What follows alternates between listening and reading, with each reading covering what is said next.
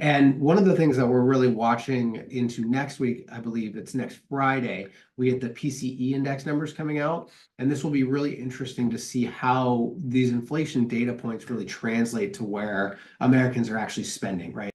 Afternoon. All eyes are on the CPI print that came out this Tuesday as we get kind of a first glimpse into inflation trends, kicking off 2026 here. I'm Brandon Steele, financial advisor with Mainsail Financial Group here in Bellevue, and our goal is to leave you feeling more empowered after every interaction. Hopefully, these Thursday updates are to kind of bring some of the data, the trends, the news that we're watching, weed out some of the noise along the way as well.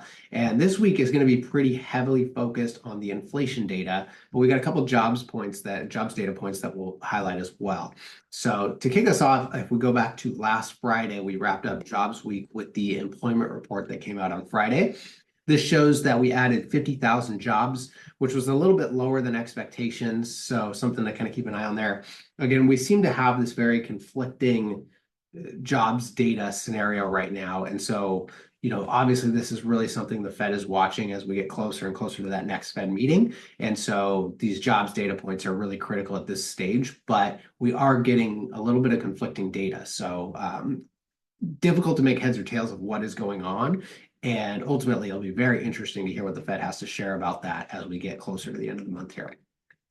The big news, though, was that all eyes were really on the CPI data that came out on Tuesday. So we had CPI come out up 2.7% year over year, right in line with expectations, but down quite a bit from the general trend we had been seeing, heading into, all of 2025, really.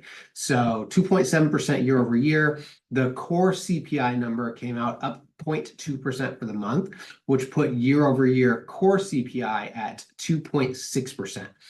This was a little bit lower than most had expected, with many expectations coming in around 2.8% or so for this month's print.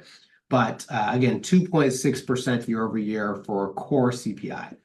And one of the things that we're really watching into next week, I believe it's next Friday, we get the PCE index numbers coming out. And this will be really interesting to see how these inflation data points really translate to where Americans are actually spending, right? Kind of looking at consumer spending patterns and how that translates with some of these different buckets that make up our inflation figures.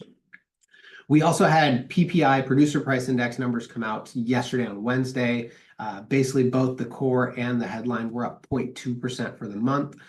And today, kind of noteworthy, so I'll mention it on the jobs front. We had initial jobless claims come out down quite a bit to 198,000. So a bit of a surprise there. So I wanted to make sure to touch on that. Although, again, really a huge majority of the focus this week, of course, was on the inflation prints that came out Tuesday and Wednesday.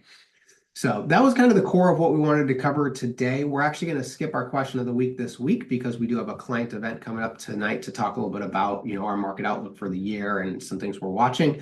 But be sure to tune in next Thursday. We have a shorter week of trading again as a heads up with the holiday on Monday. So markets will be closed on Monday, but then we get construction spending, we get pending home sales, and we get a GDP revision based on the very hot GDP number that came out just a few weeks back there. So that will be interesting to see where that shakes out and, and kind of make sure that print is kind of looking to be accurate, I guess, at the end of the day. So be sure to tune in next week. We'll cover all of that. In the meantime, have a great upcoming weekend, and we will see you next Thursday at 3.